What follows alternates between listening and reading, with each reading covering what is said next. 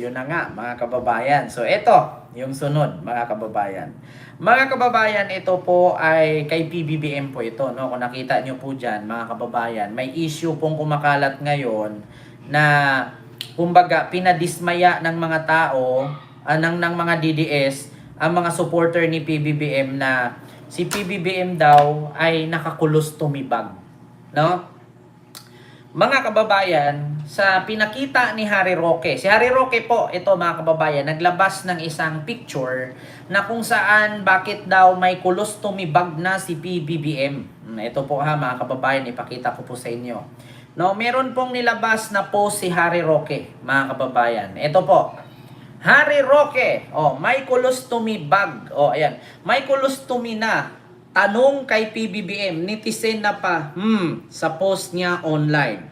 Sabi ni Harry Roque, ano ito, kulos tumibag? Asking, pakisagot, anti-clear. Lumulubo kasi yung gilid ni PBBM, mga kababayan. Lumulubo kasi yung dito niya banda sa may tagiliran. Ang sabi ni Harry Roque, may kulos tumibag daw si PBBM. Alam nyo, sa totoo lang mga kababayan, ganito lang, wala namang, wala namang problema kung nakakulos tumibag yung yung tao. As long as nagtatrabaho. Diba? Alam nyo, sa totoo lang, mas gaganahan pa nga kaming sumuporta eh. Kung totoo man, ito mga kababayan ang kumakalat ngayon, kung totoo man na may kulos tumibag si PBBM sa gilid, no? Ibig sabihin ng colostomy kasi mga kababayan, 'di ba? Butas 'yan dito sa gilid na diretsong daluyan ng dumi. So naka-colostomy or else nakakatiter. May ganyan kasi mga kababayan yung may bag siya dito para pag umihi, nakakonek sa gilid. So ngayon mga kababayan, kung meron mang colostomy bag si PBBM, so mas maganda nga pakinggan na 'di ba? Debunk yan, may video na wala talagang tumaas pa ang barong ni PBBM habang tinaas niya ang kamay niya. Actually mga kababayan, kung sakali man, ito reaction ko. Kung sakali man na may kulos tumibag si PBBM sa gilid, mas sasaludo pa ako sa tao. Mas sasaludo pa ako kay Pangulo. Bakit? Biruin ninyo nakakulostomy pero gumagalaw, nagtatrabaho. 'Di ba? Samantalang yung iniidolo ninyo, malakas ang pangangatawan pero wala namang kwenta, hindi naman nagtatrabaho. Diba? Ma'am Rimi Kudo, maraming salamat po ma'am sa yung super sticker. Thank you so much. Diba? Harry Roque may colostomy na tanong kay PBBM. Netizen na pa sa post online. Sabi ni Harry Roque, ano ito? Colostomy bag? Asking, pakisagot, attorney anti-clear. Ito, may comment si Ma'am Juicy Nolasco. Ayun, mga supporter ko ito. Gagawin ang lahat para asarin si PBBM. Lahat sisilipin kasi masipag. Kahit may nararamdaman, nagtatrabaho. Ang BP na saan puro gala. Walang pagkatotoo lang. Tayo, wag kaunting galaw ng Pangulo pansinin. Anong utak mayroon ang tao? Ikaw, Harry Roque, kalbo, may kaso ka, umuwi ka ng Pilipinas para harapin mo. Huwag kang duwag. Magaling ka lang sumipsip sa bawat galaw ng Pangulo. Gago. Ayun, nagago tuloy. Sabi naman ni Ma'am Helen Ornales, ayan, supporter ko din ito. Masyado kang obsessed sa Pangulo Roque about sa health niya. We are praying for his health. Na maging malusog ang Pangulo ng bansa. Pero sa'yo, ewan lang kasi hangad niyo mawala na ang Pangulo. Diba?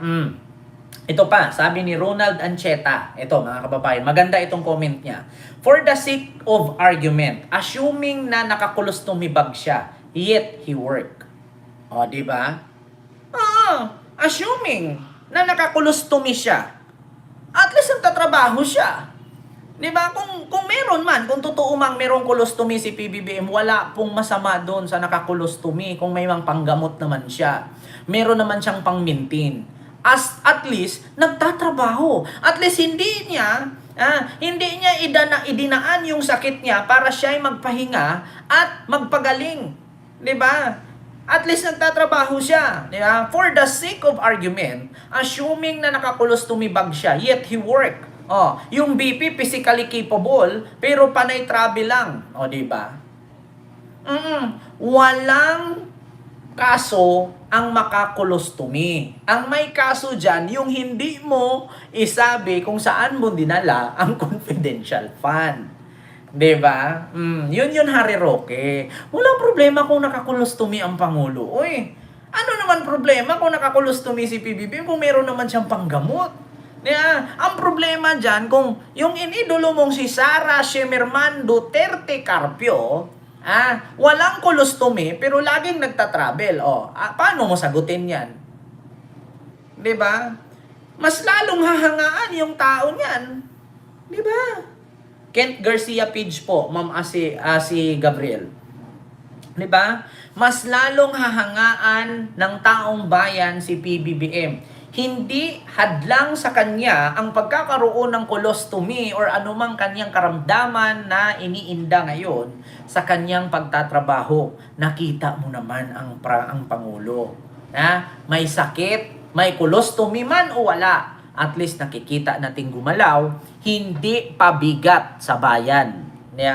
Hindi ibig sabihin pag nilagyan ng colostomy bag ay malubha na. Marami akong kakilala na nilagyan ng colostomy at ang mga kaibigan ko noon pero hanggang ngayon buhay pa at gumaling, di ba? Sabi ni Ismael Ragidin. Actually, ako meron din akong supporter noon, no? Sino ba yung laging nanonood sa akin yung dati, taga Tondo. Nakakolostumi din siya. Hindi naman malubha. 'Di ba? May cancer pa nga yun eh. Yung tito ko nakakolostumi bag, nabuhay pa siya, 10 taon na. Kung colostomy bag yan, 10 taon o baka higit pa ang itatagal niya. Di ba? Sabi ni Lorna Tolentino. Hindi po totoong malubha kapag may colostomy bag. Nagtatagal po ang buhay ng may colostomy bag, di ba? Isa lang naman dinala na napabagsak, madami nagtatangka pero pag protected ni Lord, wala silang magawa. Nakakatuwa talaga itong mga tribong karton. Hindi kasi kayo nakapagsuot or nakakita ng ganyang klaseng barong. Diba? Kaya colostomy bag na ang paningin. Yeah? Bulletproof vest yan. Sa may likuran yan, yung tali. Yan, nilagyan niya ng vest ang likod para hindi maapektuhan. Actually, totoo po yan mga kababayan. Sa mga nagtataka po dyan, kung bakit ganun minsan lumalaki ang tiyan, lumalaki ang likod, lumalaki ang gilid, kung saan meron pong bulletproof vest. Totoo yan mga kababayan. Kasi nung kay Digong dati, ganyan po. Maskin si Digong, mga kababayan. Maskin si Digong. Meron pong ganyan suot-suot dati kahit saan si Digong pumunta. Kaya kung napapansin ninyo, kaya si Digong ngayon, nung bumaba sa pagkapangulo, ay nanghihina. Kasi bakit? Halos kada biyahe niya, araw-araw nakasuot ng bulletproof vest. Mabigat po yun. Halos 10 kilo po yun sinusuot sa katawan. No? Nakasuot po yun dito, nakapalibot. Kaya medyo mabigat. Kaya nung bumaba na siya pagka-presidente, ayun, nanghihina na. Di ko sure kung nanghihina o nagdadrama lang. Diba? Hindi ko lang sure kung nanghihina o drama lang. Makoy TV, may kalab shoutout dyan sa iyo sa binangunan. Kung ano-ano ang napansin ng mga didiles.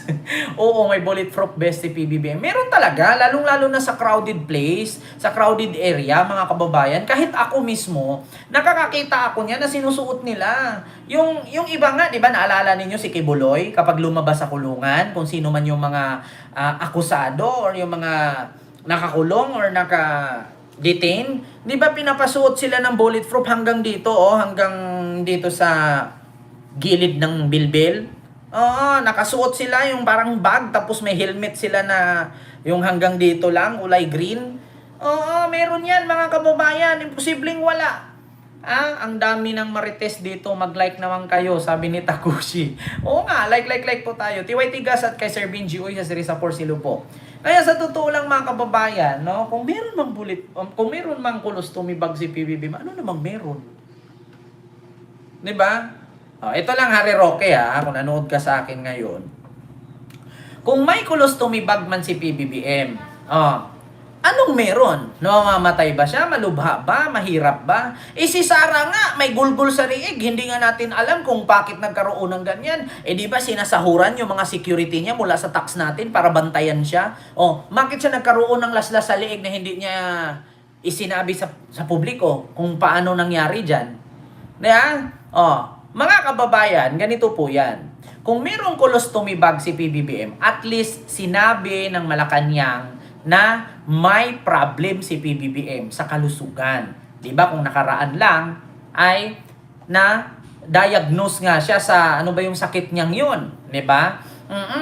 So ngayon mga kababayan, pagkahapon okay naman na nasagot naman ng doktor na sa sobrang trabaho lang daw, sa sobrang puyat lang at workaholic kaya siya nagkaroon ng ganon.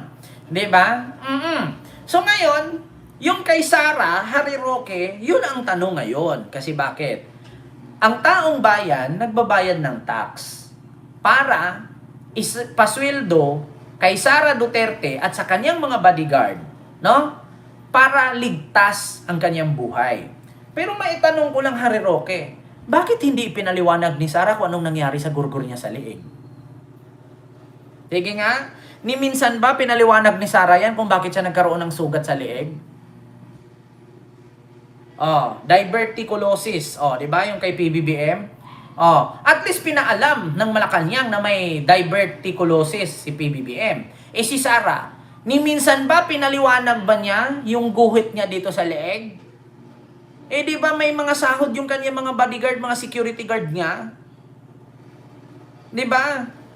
Bakit hindi niya mapaliwanag yan, Harry Roque, na meron siyang gulgor dito sa leeg? Sinong nagugurgor niyan? Diba? Dapat ipaalam yan sa taong bayan. Kasi nagbabayad tayo ng tax para ipapasahod dyan sa mga bodyguard niya tapos wala din palang kwenta ba't nagbabodyguard pa siya at ba't nagbabayad pa tayo ng tax? Diba? Diverticulitis. Diba mga kababayan? Yun lang. Kay PBBM, pinaalam ng Malacanang yan. Sinabi ng Malacanang na meron siyang ganyan. Kay Sara, ni minsan ba sinabi ni Sara kung anong nangyari dyan sa liig niya? Pinaliwanag ba niya sa sambayan ng Pilipino na nagbabayad ng tax para ipapasahod dyan sa kanyang mga bodyguard? Kung ganun lang din pala, magkakaroon siya ng gurgur sa liig, dapat hindi na tayo nagbayad ng tax pang pasahod sa bodyguard niya, hindi dapat tanggalan siya ng bodyguard. Diba? Bakit pa tayo magbabayad ng pampasahod dyan sa bodyguard niya kung may gurgur lang din naman siya sa liig at hindi niya may paliwanag kung anong nangyari dyan? Sige nga mga kababayan, tanungin ko kayo. Kayo mga DDS, ang hilig yung manilip, makakita kayo ng bukol, sabihin agad, colostomy bag. Makakita kayo ng ganito, sabihin agad, pumayat. Sige. Tanungin ko kayo mga DDS, bakit hindi masabi-sabi at mapaliwanag ni Sara yung guhit niya sa leeg? Meron naman siyang 335 bodyguards. So bakit pa tayo kuhaan ng tax at ipasahod dyan sa 335 bodyguards kung may gurgur lang din naman pala siya sa leeg? Sige nga, ang bilis i-debunk niyan, ang bilis ninyo mabutasan. Kapag si PBBM, ginagawaan yun ng kwento na mayroong colostomy bag. May malubhang kalagayan, may nararamdaman.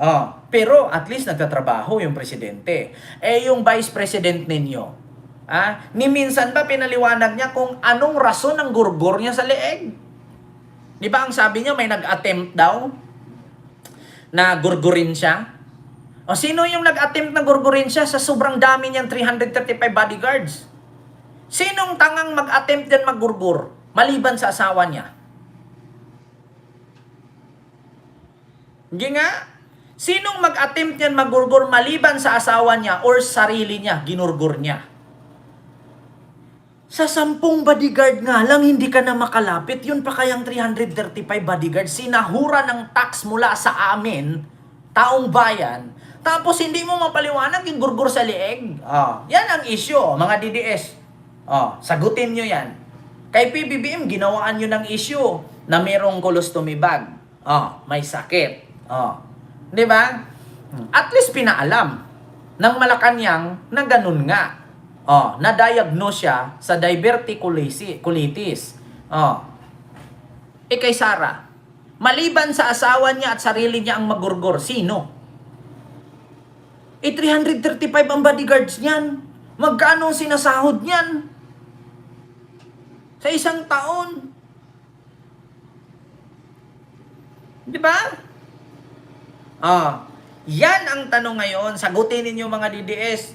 Putang ina nyo. Puro kayo gawa ng kwento. Kay Sara nga, hindi nyo mapaliwanag, hindi nyo masagot. Ito ha. Mga DDS, sabihin ko sa inyo. Di ba DDS kayo? Ha? Di ba DDS kayo? So, ibig sabihin pag DDS, alam nyo lahat ng galawan ni Sara. Pero hindi nyo alam kung bakit may gurgur siya sa leeg, no? Ako, hindi ako DDS, pero alam ko. Diba?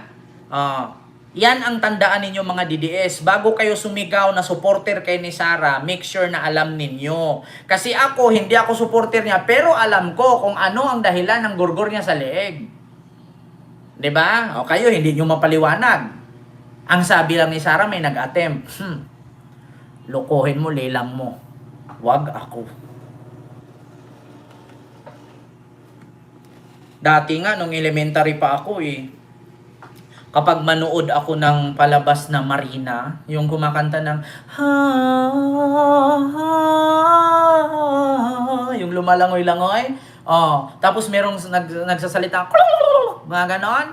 Anong palabas ngayon, mga kababayan? Yung, ano ba yung kanta na yun? Basta yung Marina ba yun? Title nun? Mga kababayan, yung lagi na lang nalulumbay, lagi na lang umaasa. Diba? Diba? Ganon yon. Naku, nung elementary ko noon, napakaganda nun ni Claudine Barreto. Oo, yung Marina, yung gumaganon-ganon, yung Sirena, tapos si Dugong, yung si Maludi Guzman, yung kulalalalalak, gumaganon. Oo, ang ganda-ganda nun. Di ba mas maganda pa kay Sara yon? Si Marina? Lagi na lang nalulumbay, lagi na lang, di ba?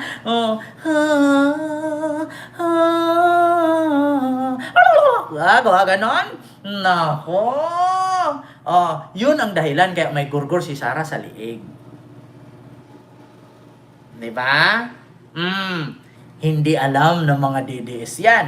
Pero ako, alam ko. Galit na galit kasi si Jezabel kay Marina.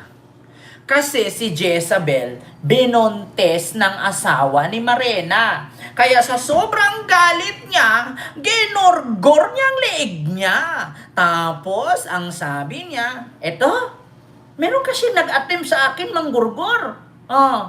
Paano ka magurgur? 335 yung ano mo. 335 yung bodyguard mo. Ginorgor mo yan sa selos. Ang inang yan. Di ba mga DDS, hindi nyo alam yan? Ako dati nung elementary pa ako, ay nako, nanonood ako ng Marina. Ang galing nun ni Claudine Barreto. Gumagano na sumisisid. Di ba? Kaya si Marina inanakan nung asawa ni Jezabel. Kaya galit na galit si Jezabel, ginurgor ang liig niya. Tapos pagbintangan nyo si PBBM, loso. Alam nyo na, mga DDS. Di ba 9 years old na yung anak ni Marina mula sa asawa ni Jezabel? Di ba? Kala nyo, di ko alam yan? Di ba mga DDS, hindi nyo alam? Kaya nyo ginurgor. Eto, may nagurgur sa akin, pero hindi nag-success. Siya, gugurgurin mo sarili mo, masakit kaya yun. Hindi talaga nag-success. Lagi na lang nagtatravel, lagi na lang nagtatanga ang mga putang DDS. Ito na naman si Digonggong. Tama lang tayo, Ken. Huwag puro fake news. Dapat yung totoo lang. Alam mo sa totoo lang, Digonggong, wag mo kong sabihang fake news. Isa lang masasabi ko sa'yo, magpahinga ka. Tangina mo ka, magpapapanggap ka pa dyan na loyalista, putang ina mo ka. Kanina ka pa comment ng comment sa akin. Ako pa sabihan mong fake news? Tangina mo. Kung fake news ako, di kasuhan nila ako. Sige nga. Sige, kung fake news ako. Kalkalin ko sila. Kalkalin nila ako. Tanginang yan ako pasabihan mo fake news. 9 years old na nga yung bata ni Marina na binuntis ng asawa ni Jezabel. Tigil-tigilan niyo ako. Yan ang rason kung bakit may gurgor sa leeg. 'Di ba? Hindi nga mapaliwanag ng mga DDS yan, pero kay PBBM, inisyu ninyo, meron siyang colostomy. Ngayon, may colostomy ba talaga? O paningin nyo lang yan? 'Di ba? Luso ninyo. Mga DDS, tigil-tigilan nyo ako. Ano akala ninyo sa akin? Pataasan tayo ng radar? Pataasan tayo ng radar? Mas mataas yung radar ko. Matagal ko nang sinabi yan, di ba, Ma'am Etienne Blue? Naku, Ma'am Kat, Lady Dior. Ayan, may club shoutout po. Naku, tapos ngayon i-issue ninyo si PBBM, may colostomy sa gilid. Kala nyo lang ito yung hindi nyo masagot. Nag-viral ang Facebook post ni Harry Roque matapos niyang mag-upload ng larawan ni Pangulong Bongbong Marcos na may bilog sa bandang tiyan na tanong na ano ito, colostomy bag? Asking, pakisagot anti-clear. Na tila tumutukoy kay Secretary Claire Castro or Yusek Claire Castro sa ngayon walang opisyal na pahayag o kumpirmasyon mula sa Malacanang o kay Yusek Castro tungkol sa kalusugan ng Pangulo at nanatiling haka-haka lamang ang usaping ito batay sa isang litrato. Habang mainit ang usapan sa social media, paalala lang na sensitibo at pribadong usapin ang kalusugan ng kahit sinumang tao, lalo na ng public official. Mas mabuting mag-focus tayo sa malinaw na beripikadong issue kung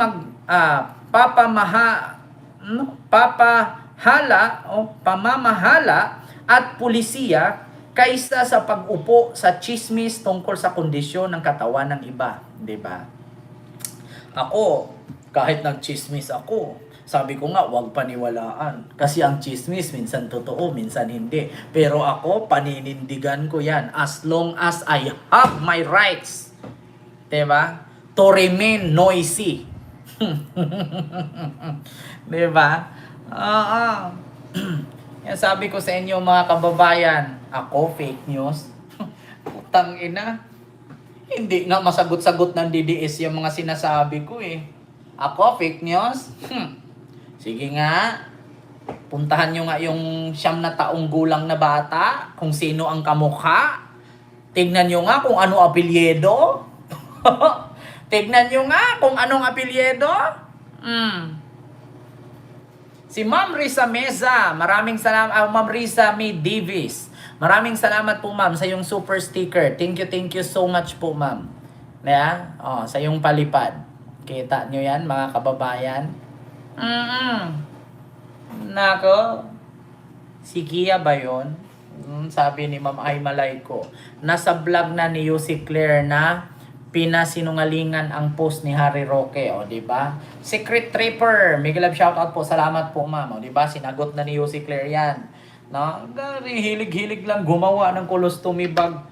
Yun ang last-last sa liig ni Sarah, hindi nila masagot-sagot kung anong dahilan Meron naman 335. Di ba?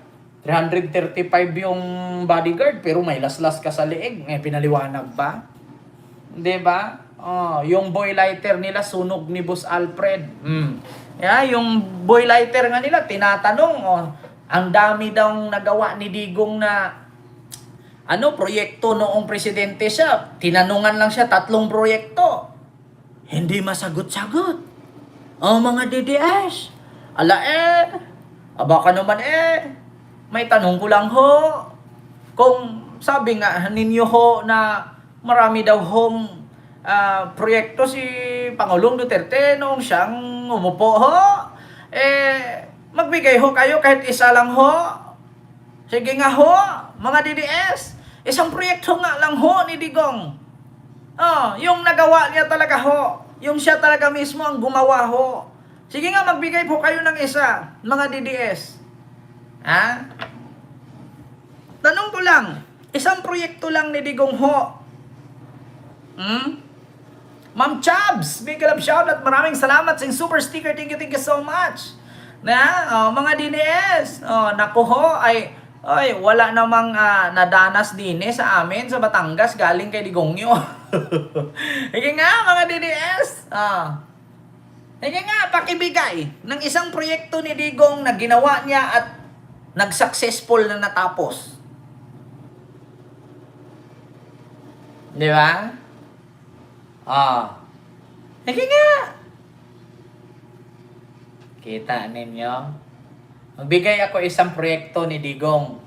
Ma'am Chab, salamat po. Proyekto ni Digong, yung Dolomite Sand sa Manila Bay. Proyekto niya. 300 million plus yan. Yun nagawa niya. Pero ano ang nangyari? Dilobyo ang dinanas ng taga Cebu. Nilonop sila. Diba? Kita nyo yan. Ngayon, puro lomot yung harap ng Manila Bay. Yeah? Dolomite Beach sa Manila Bay. Ang ganda, 300 million plus. Pero anong nangyari doon sa taga Cebu? Ayun, nilonop sila. Yeah? Ay nako. Diyos ko. Tigil-tigilan nyo nga ako. Meron Kent yung pamatay. Ito sa totoo lang nga, ang pinakamagandang proyekto talaga ni Digong nung siya ang presidente. Ito po ang hindi alam ng lahat. May nagawa si Digong. May nagawa si Digong pambubudol sa mamamayang Pilipino. Yun ang pinaka-the greatest achievement ni Pangulong Duterte noong siya ang presidente ng Pilipinas. Yung pambubudol niya sa taong bayan. Yan ang hindi niyo maitanggi. Bakit ko nasabing pambubudol? Una, kapag ako nanalo 3 to 6 months, ubos ang droga, huwag mong subukan, masira ang buhay mo. Putang ina, naubos niya? Nga. Ubusin ko ang criminality sa Pilipinas. Putang ina, yung pagpatay niya sa mga adik di umano na walang due process, hindi ba krimen yun? O kaya ang rason, nakulong. The greatest achievement ni Digong ay yung nakulong siya sa dahig. Yan ang totoo, mga kababayan. The greatest achievement. Yung makulong sa dahig. Mga tol, kahit balatan niyo ako ngayon, tol. Kahit sunugi, silaban niyo ako, tol. Amoy Duterte ito, tol. Putang ina, tol. Kahit silaban niyo ako ngayon, tol. Amoy Duterte ito, tol.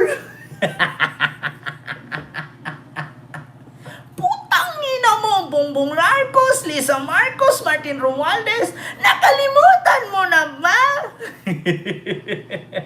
Huwag kang mag-alala, ma'am. Kapag ako pinatay, may nakausap na ako. Na kapag ako pinatay, patayin niya si Bongbong, si Martin at si Lisa. No joke, no joke. Na sabihin mo saan siya dalahin. Tangina ka. Ang akong amahan, gipalubong sa imong amahan, ay ang imong amahan, gipalubong sa akong amahan, pero ang akong amahan, imong gipapriso, tangina ka! Kala nyo, nakakalimutan ko yan.